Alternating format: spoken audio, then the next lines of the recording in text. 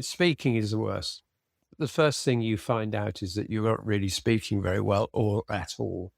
So that's why speech therapy comes into play straight away. So Yep. the first time you sort of leave hospital, they'll say, well, you need to get you sorted out with the speech therapist, which is what happened to me. Now, because of the vagaries of the NHS, that could take any amount of time to start off. It took me 6 weeks before I got an appointment to see a speech therapist. Yes. And what they do, obviously, is they assess you and they say, well, you need to work on certain parts of the problem. Now, my problem was I couldn't deal with words. So if it gave me 20 words, I could tell you about what 5 of them were. In my head, I knew all 20, but I can only tell you about 5 of them, let's say. And this is the strange thing about aphasia, that everything's going on in your head perfectly normally, and then it doesn't come out right, or at all, Yes. whatever it might be.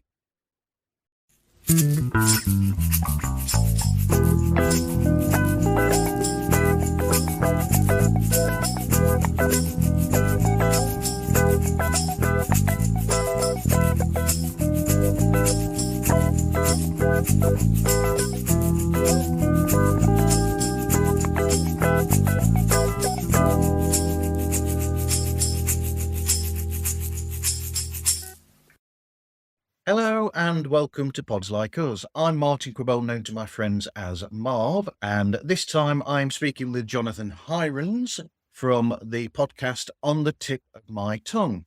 Hey Jonathan, thanks for speaking today. Hi. How are you? I'm fine, thank you very much. Yourself? Good? Yes. I'm very busy this month because it's Aphasia Awareness Month this month. So I'm busy, but we'll talk about that later. We will, absolutely. So he's giving it away in a sense, although if you've read the notes, you'll know what this is about. You'll know. Yeah. So On the Tip of My Tongue looks at the subject of aphasia. Now, I've got the write-up here from the National Aphasia Association, and we'll see if this makes sense to people. Aphasia is a communication disorder caused by a stroke, brain injury, or, more rarely, a condition called primary progressive aphasia, PPA. It affects a person's ability to use language. Therefore, a person may have challenges talking, understanding others, reading, writing, and using numbers. Aphasia does not impact intelligence or memory, but it is highly dependent on the cause, location, and the extent of damage. It is a frustrating impairment, as people with aphasia still know what they want to say and can make their own decisions. Aphasia can range from mild to severe and may impact one or several aspects of communication. What do you think of that description, Jonathan? It's pretty good, actually. It's clear, and it's not got any medical language written into it, so that's good. That is good. Somebody thought about that when they wrote that. I won't go to the information further down that tells you that there are 8 different types of aphasia, and then that We'll be medical. there all day. We will. It's irritating in a way that almost half of people don't actually know what aphasia is, even though more people have it than have Parkinson's, which is more well known. That's true. I think I know the answer to that. It's because it doesn't kill you, basically. It's the short answer. It's a secondary problem rather than a primary problem. So somebody with Parkinson's obviously I would call it a primary problem, because obviously it's to do with your body and so on and so forth. With aphasia, it's known as a hidden disability. Yeah. Because of what you just said in the intro. I'm a high level aphasic. Some people I know have no language at all, and some have very little. I can do what I'm doing now. Some people I know couldn't even string 2 sentences together, should we say. And that's because there are different versions of aphasia than just one. I have brokers, if you need to know, mainly, but I've got a couple of the others as well, because some things go missing from my speech. So I think the reason why, as you said, that there seem to be more people know about something like Parkinson's is because Parkinson's is more visible. And also there are a lot of well-known people who've had Parkinson's as well. With the PPA that you had talked about earlier, the only person I know who's got is Bruce Willis. Yes. And that's a combination of losing your language and also losing, I can't think of the word. But anyway, so yeah, he's got a very difficult version of this. Most people don't have PPA. Most people have what I've got. Does that help? That does help a lot, I think. So we'll cut to the crunch then. So what is your history with aphasia then, John, which is explained in the very first episode of the show, actually, as well? Yeah. I was working in London. I was working on a project, and I had a meeting that went fine. I went out to meet somebody, and while I was out, I suddenly started to feel very odd, and I started to find it difficult to converse in my head. Anyway, apparently the person I was having lunch with didn't notice, but maybe that's the reason. I don't know why. But anyway, so when I got back from the lunch, I felt definitely weird. And then somebody said to me, "Can you change something on this document?" And I couldn't. Yes. It was like swimming around, I couldn't understand what was on the page. And then my speech started to go a bit weird, get strange. So they called an ambulance, and I was in hospital within, I don't know, an hour. Centre of London as well, which is quite incredible. That's very good. I happened to be up the road from the hospital, UCH. So anyway, that was that. So they did a CT scan and said, "Oh, you've had a stroke." Or that bleed on the brain, which is effectively a stroke. And then I don't remember when that happened, but somebody said you've got something called aphasia. And that's the first time I'd ever heard of it. I knew nothing about it. I'd heard of it in passing in television shows and things. Funny enough, in Star Trek, of all things, I remember it in there. Really? But it's a whole science fiction-y thing that caused it, and then they all got it all back, got whatever, some sort of alien or something caused it. But at least, in a sense, that's the strange thing, is that it got that subject there in that way, which I thought was interesting. Star Trek has always done that, really, but that's on a tangent. So we've discussed the truth about aphasia and your history with it. But sticking on that just for a moment, were there certain therapies that you had to go through after that? And there are the sort of things that you have to do to keep yourself at that communicative level? Yeah, well, everybody starts at the same point. You end up with one version of it, and basically you can't really communicate it, or you can't speak. Yeah. Communication is a different thing, but you can't. Speaking is the worst. The first thing you find out is that you're not really speaking very well or at all. So that's why speech therapy comes into play straight away. So the first time you sort of leave hospital, they'll say, "Well, you need to get you sorted out with the speech therapist," which is what happened to me. Now, because of the vagaries of the NHS, that could take any amount of time to start off. It took me 6 weeks before I got an appointment to see a speech therapist. Yes. And what they do, obviously, is they assess you and they say, "Well, you need to work on certain parts of the problem." Now, my problem was I couldn't deal with words. So if they gave me 20 words, I could tell you about what 5 of them were. In my head, I knew all 20, but I can only tell you about 5 of them, let's say. And this is the strange thing about aphasia, that everything's going on in your head perfectly normally, and then it doesn't come out right, or at all, Yes. whatever it might be. So most people end up, so I would think almost everybody starts with some sort of speech therapy to try and get that going. Now, some people obviously do better than others at doing that. Now, some people, as I know, people I know, who can only string together, as I said to you, a couple of sentences, or they tend to use the same words all the time to convey all sorts of different meanings.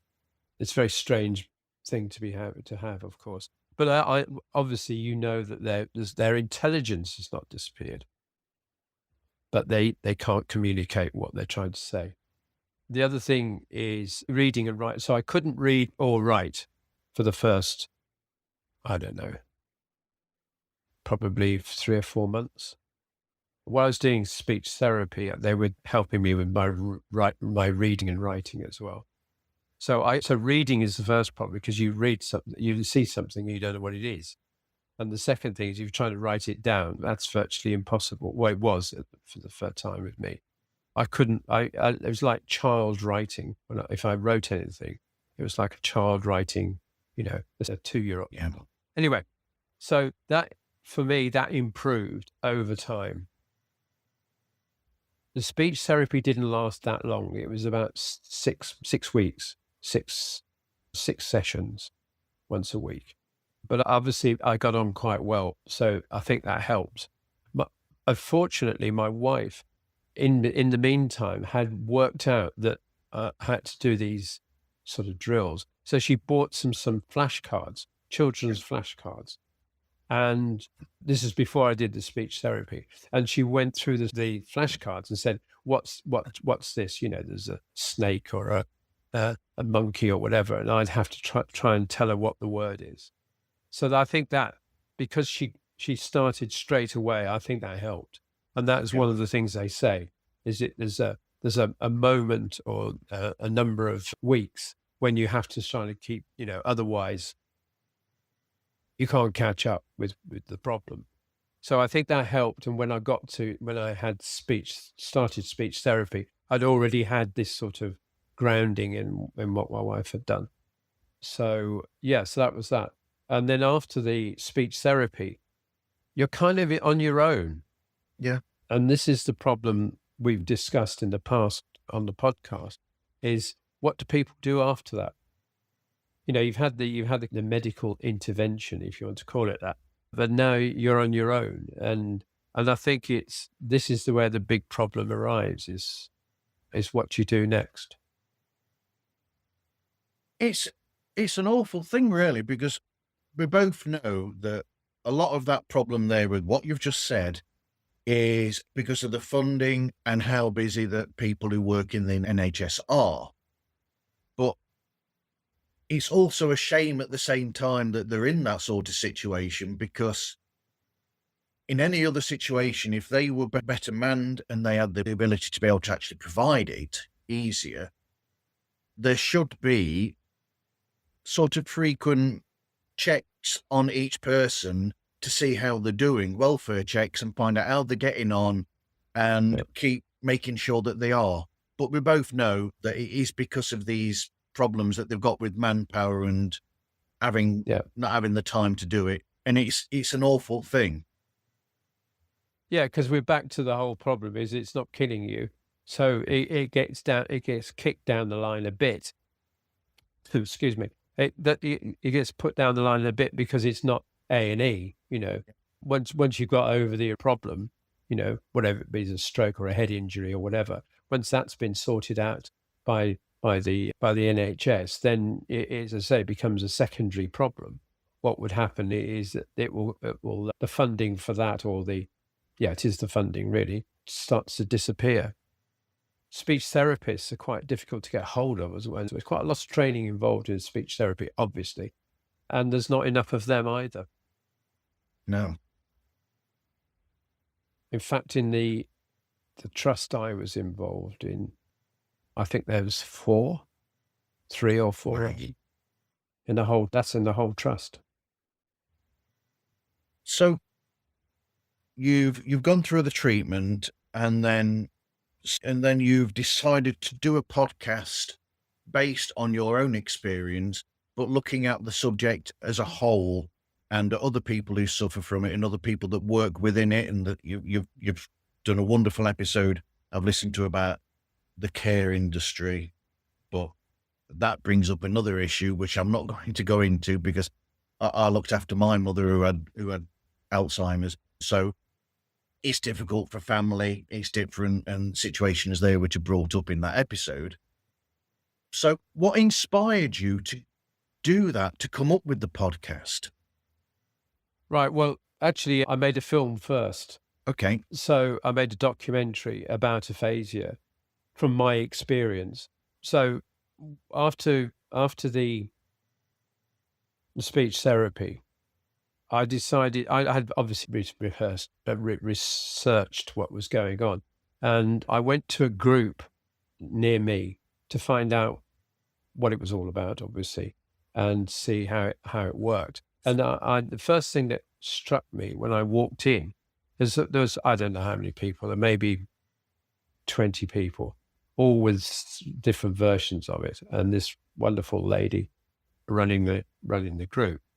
And it struck me that that's what you need. That's what I needed to do, is to tell people about what what aphasia was, because I hadn't heard about it and most people haven't. So I thought, well, because in my background, I've always made films. I thought I'd do a documentary. So I wanted to find young people with aphasia rather than somebody older, because I think one of the perception was that if you've had a stroke, you were probably in your later years, should we say? Because as you probably know, it's not true. You can have a stroke at any age. So I decided when I did the documentary, I'd find some young people to talk to look at, apart from myself.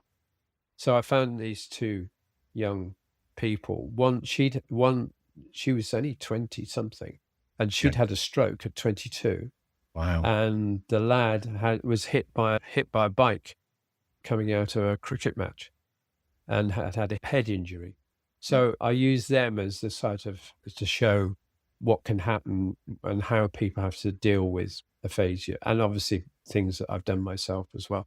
And the lady that used to run the group, she did some of the filled in the sort of the story behind aphasia and so on and so forth. And so I did the film. So I did the film first, and then that sort of, I got that out. I raised some money to do the film using Kickstarter and so on. Yeah. And then after I'd done the film, I was thinking, oh, maybe I'll do another film as a kind of follow-up. But as you probably know, films are very incredibly expensive to do for all sorts of reasons, which I bore you with. So I thought, well, maybe a podcast would be a good idea because it's quite immediate. Yep. You could do it, and it's pretty much it's out straight away. Whereas a film, the film took me a year to do. Doing anyway. So a podcast I can do in a week, not a year. So that's the idea of the podcast. And then I thought the podcast, basically, I started doing, where I left off with the film, I guess. And then it kind of grew, as I found different subjects. I do another podcast. And I brought my friend in, Rob Edwards, who because obviously my speech, although it may sound like my speech is okay, but I can't read. If you gave me a script, I can't read it. Okay. I just get the right way. I stumble through script, and Okay. that was not good. So I got Robin to do the heavy lifting, as it were. And so he does he does all of the intros, the outros, and he joins the podcast as well. And that's how it started. I think it's good putting it out as a podcast, because one of the best things about, we're going to get all technical now. One of the best things about the whole open feed, open RSS, is that it's there for everybody to get that podcast. So the information is there for everybody. And the fact that you've not got to go to a strange source or anywhere to go and find it makes it much easier. And I think that's better for the subject to get out there to people that need to know about it. So that's the inspiration for the podcast. It's portable as well, isn't it? Yes. That's the other thing. It's portable. Whereas a video is not necessarily. You can listen to it on a phone, through your laptop, on television nowadays, through whatever sources. It's everywhere, podcast. And that's one of the other good things about it. You're right. Yeah. So you've chosen Rob to be the co-host with you to do all that heavy lifting side, but also because you've got a long-standing friendship with each other as well. Episode 1 that you've known each other since you were 15 or something. We were at school together. Yeah. Yeah. I think it's 11 actually. 11. Wow. A very long time. Over. Obviously, we've gone our different ways, variously, but we've never always kept up in touch. So yeah. So because he's an actor as well. He's used to reading things as well, which is not easy to do, as you probably know. Not easy to read something straight off the bat and make it sound natural. So he's been brought in for that as well. One of the episodes I recorded recently, actually, I mentioned my own very small experience with acting over the years and how tricky it is to do that sort of thing. To do it properly, yeah. To do it properly, yes. Yeah. When you do audio drama, just make sure you record 3 or 4 takes, and that's right. They'll get to pick which put one. Them back together, yeah. It's like a jigsaw puzzle. Indeed, it is. Indeed, it is. So you've chosen your co-host, and then you choose guest and topics. And you were saying that when you started, it was a continuation in a way of the film. Yeah. So initially, did it start as where would I go next if I was making the follow-up film? Is that how it started, and that's how you chose the subject and the people that you had? Yeah, exactly. And I was thinking, well, I was going to revisit, because there'd been a couple of years in between. But I was thinking, well, maybe I need to find some people with the same problem, but the different problem. And that's how it started. And also, when I was picking initially, when I was picking subjects for the podcast, I was trying to find I didn't want it to be too technical. Yeah. And I wanted to be more that amazing phrase, the lived experience. So I was trying to find people who had some experience that was not necessarily medical, if that's the right word, even though they were involved. I mean, you probably, in the earlier days, I talked to somebody that did carers. Now, obviously, he ran something in the Carers UK, but obviously he had some experience, but he obviously had experience of other people having the problem rather than having the problem himself. With the aphasia side of things, I'm picking people who knew about aphasia because it was their job, and also people who had aphasia, to try and balance this between the real, what really happens to someone who's got aphasia, not what it says as you read out at the beginning. That's only the technical version of it, but you want to talk to people who actually got it, like any other experience, really. Absolutely. And if you out as much as you can of all the medical terms and these sorts of things, it makes it then easier for everybody to digest and understand it more. Because if you add in all the long words and the strange descriptions and things, it can sometimes, even to the best of people, almost shut them down in a way and think, oh, this is too much for me. If you put it over to them like you do, in a straightforward, easy to understand manner, I think it makes more of a point. Yes. The whole point of any of this is to make this whole thing more aware. So all along at the back of all of the things that I do is to try and make people understand what aphasia actually is. So we always come back to what aphasia. I mean, there's a standard bit of cut and paste we put in every episode. Is what is aphasia, Absolutely. and why are we talking about it, and that's what you. So we're all banging away at the same drum, unfortunately, because there's quite a community of people involved with aphasia for various reasons, but it's getting them, or getting outside the bubble, shall we say? And it is a bubble. We all know each other. We tend to know each other, but of course we need to get it outside, as I say, outside the bubble. So that the podcast is hopefully is one of the things that does it. Yeah, absolutely. So you've chosen the guest and the topics for the episode, and then you come to recording and mixing the show, how do you do that? Right. So I'll go over what we talked about. It depends. I use a different system to you, but I use Zoom. I tried a couple of others, but Zoom generally speaking, seemed to be fairly suited the way I was doing things, and the guests I was. So the way it works is that, generally speaking, sometimes I do them face to face, but generally they're online. I'll record both sides of the discussion and video at the same time, and then what I do then is I go through it and knock out all the ums and ahs and all that sort of stuff, and then cut out the bits where it's either not on subject or people get themselves into a mess, usually me.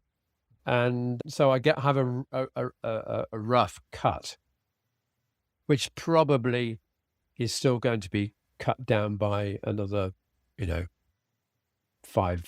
or something to get rid of to make it smoother. So then I mix. I use Reaper, because I'm familiar with Reaper. So I use Reaper to do the fine mixing. Reaper has some tools in it to do do the EQ and all that sort of stuff to get rid of the noise at the background, if there is any noise, and so on and so forth. Sprout is my delivery point, so I deliver it from there. So there's a lot of post production, because I have to do the what's it called? It's about like the chapters. So I have to do the chapter. Yeah. So we know. So it's written down on the show notes where everything happens.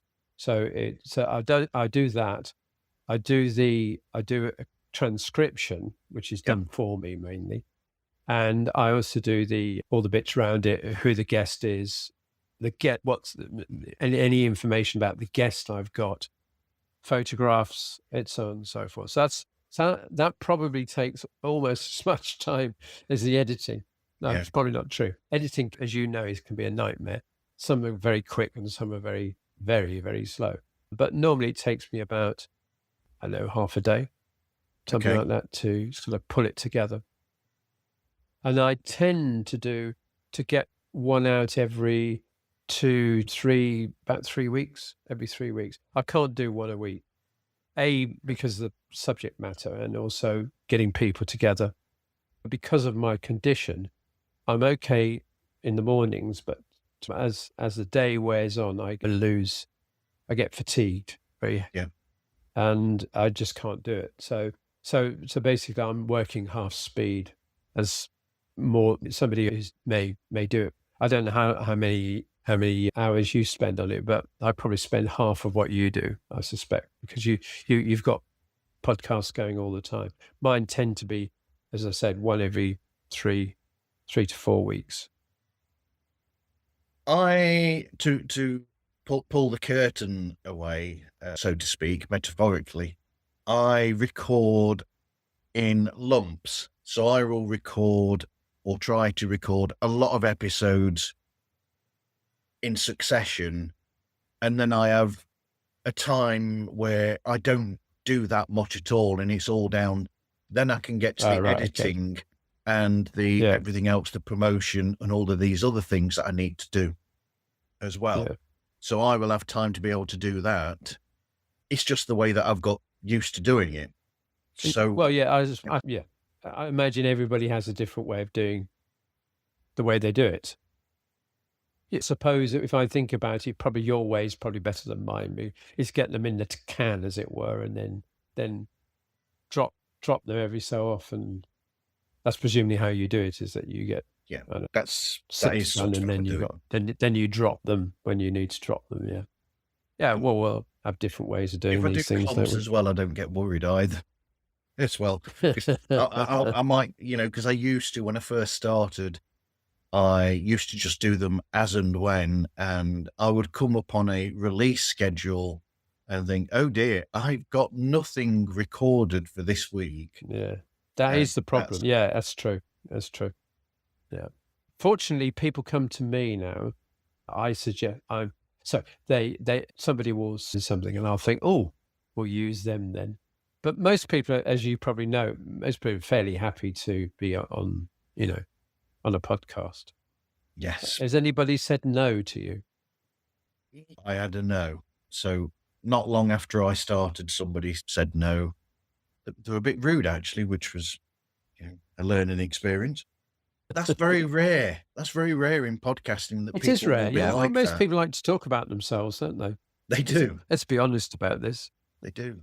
But like yourself, I've got people approaching me to be on the show now, so I'm not at a loss for guests. No, Cross fingers. I don't feel any pressure about guests, to be honest. I've got a wooden desk, so I'm touching wood. I found you, didn't I? You did. I think Exactly. I found you, didn't I? That's exactly the thing. So people will approach me, then I listen to the episodes or their show, and I will always do that. I will always listen to their shows, get an idea, and do my own research. I listen to multiple episodes. And this is supposed to be a show about you, actually, this episode, but it's not supposed to be about me. But so I will do that. Well, why not carry on, though? Why not carry on? I'm stuck in laughter. It's always about one, isn't it? That is true. That is true. Let's be really truthful about this. It's always about you, or one.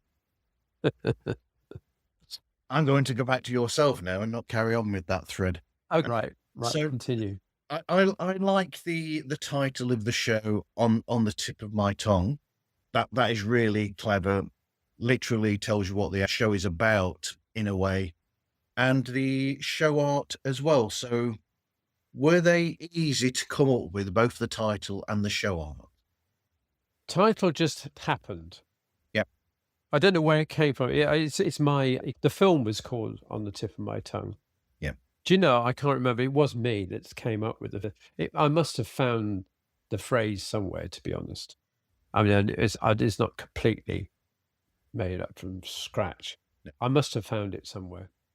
Anyway, it seemed appropriate, as they say. So the film was called that, and then we thought, well, I'll keep going. And most people would say exactly as you say, well, it's a really good title, which it is. No bones about it. It's a good title. It is. As you say, it does what it says on the tin, doesn't it? It really does. Because, I mean, everybody says it, and it makes sense, where if it's a phrase that, yes. If you have difficulty coming up with the words, people will very often say, well, it's on the tip of my tongue. So there you go. And the show art. Yes. I made that. Okay. It's Canberra, actually. Okay. I think I looked at a lot of other show art and thought, well, what kind of is appropriate? Yeah. And I think that's what I came up with. I think you need to put, if you put some art is kind of, you think, well, this is nothing. This is just just it doesn't mean anything. Yes. I think it means something. As me and Rob in a little studio in his house. That was when when the photograph was taken. And the idea with them was to get a picture of each person on the show. Yeah. So that's the kind of that's the nub of it. Is so obviously there's a background photograph that's used all the time, and then I take a photo. I get a headshot from everybody, and say, give me a headshot. Most people have got a headshot these days. Yeah. And I put the headshot onto the side and then obviously do the text according to what's going on at the time. But that actually, to be honest, that takes a little bit of time is to get it right. It's not, doesn't, I mean, I've got it templated to a certain extent, but you still got to fiddle about with it a little bit and think of a title of the actual episode as well. Yeah. Which again in itself could be a bit of a challenge. It's a strange one because you'll listen back to the episodes when you're doing the editing. So you're doing the editing, but also at the same time, and I find this, I'm there and I'm sort of thinking, okay, what jumps out at me as I'm listening to this and editing? Yeah. What is it that jumps out at me that will tell me what the title needs to be or the subtitle? Yeah. That's a good way of doing it. What I do, another thing that I do in the actual podcast is that I do exactly what you said. You find some phrase and you think that's the nub of everything we've been talking about. Yeah. And I pull the phrase out and I put it at the front as a teaser. And then, so it's a teaser. So you put a teaser at the front before the episode. So they'll hear that phrase, whatever that phrase is. And that tells you what the phrase is, tells you what the episode's about, really. So there's a teaser at the front. Then there's the stuff that we use all the time, which is what's aphasia and all that sort of thing. And then we go into into the usual podcast with whoever it is. Art, artwork. Yeah, I mean, people spend a lot of time on artwork, don't they? I've noticed that. YouTube particularly. Ours goes onto YouTube automatically using RSS. And I've noticed that a lot of people fiddle about with the art because it's a visual thing. I think YouTube expects a better or a different sort of take on the actual art of the show, whatever it is. Yeah, I mean, when I was doing artwork for my show, and in fact, I've got professional artists redoing the artwork from scratch at the moment. So when this goes out, it should have the new artwork for it, the new logo. Oh, looks exciting. Which is good, and I'm looking forward to that. Because of that, so what I did when I first started, in a sense, because I'm a person who's got a love for, I'm from the era when we used to collect records and big vinyl albums. So it was all about the artwork, and it was a package. So to me, when I look at the logo or the artwork, it reminds me of looking at old album covers, which tell you what the album's about. Yeah. So that's how I've always thought about artwork for shows. Yeah. No, he's absolutely right. As you say, it's a package, isn't it? It's not just the content, it's also the stuff that goes around it. Things to look at while you're listening to as well. Yes. I used to do that a lot when I bought records. I'd buy the record brand new and then sit down and be reading from the whole, every detail that's on the album cover and look at it while I'm listening to the album a few times. Yeah, that's right. Yeah. Yes, indeed. So, but also you got, so just one other thing is, I suppose the art does have some effect even on a podcast, doesn't it? Because would you want to listen to it? It's that sort of thing, isn't it? That's and true. If it's not very interesting, you might go past it and not listen to it. I don't know. But somebody would have done some study on that, no doubt. Absolutely. But I mean, the way that you do the show, so you've got the artwork there, and you're thinking of it that way, as in bringing the people in and using it sort of almost like an album cover, like I was saying. But you've also added the other level where you've got the tease pre-show introduction. You've got the tease as well, which pulls the people in because they know something that they've got to look forward to or expect in the show. And that is that. So it's all about hooking them in to the show and bringing them in, really.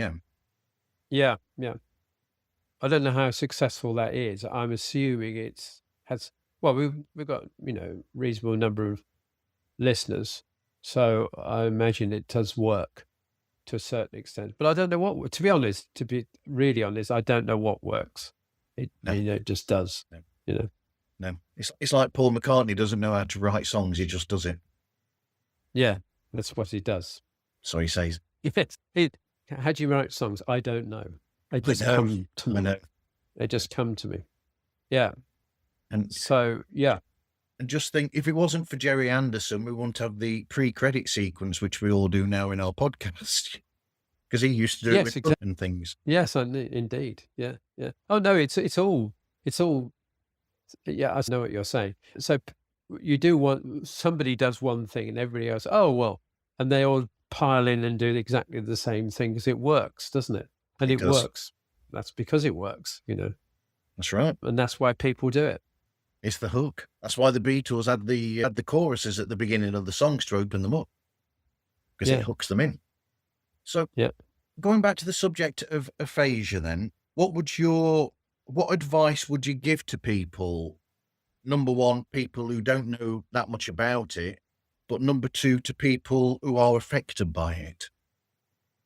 Yeah. Well, I mean, unless it's, to be honest, unless it's happened to you or you're someone it's unlikely that they're going to find out. Well, I'll find out about aphasia tomorrow, unless it's been, it's already been, something's happened in their lives to know that this exists. So I think it's always going to be a bit of a struggle to get people to understand aphasia on its own, as it were, because there's no. Because I said, what is it? Well, it's, sometimes you can't speak and, they go away. And people just find it hard to get their heads around it, to be honest. If you get aphasia, that's a different question, of course, because there are a few things.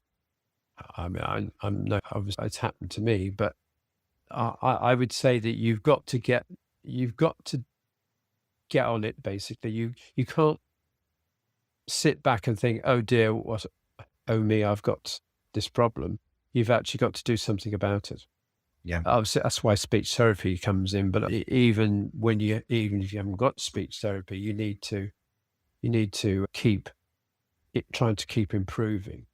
There was a time, and it happened even when I got it, I think, where the doctors might say, well, you'll get so much and then that'll be it. There's a plateau, and you'll never get any better. That's been debunked to a certain extent, that you can do better, but it's hard work. Doing this helps me, obviously, because I'm forcing myself as a way to as it were, to do these things. So it helps my speech. Somebody who doesn't do this and maybe doesn't interact with people, they might find it much harder. Groups is the other thing I would always say to people: go to a group, because you're with a bunch of people who've got the same problem as you, for a start.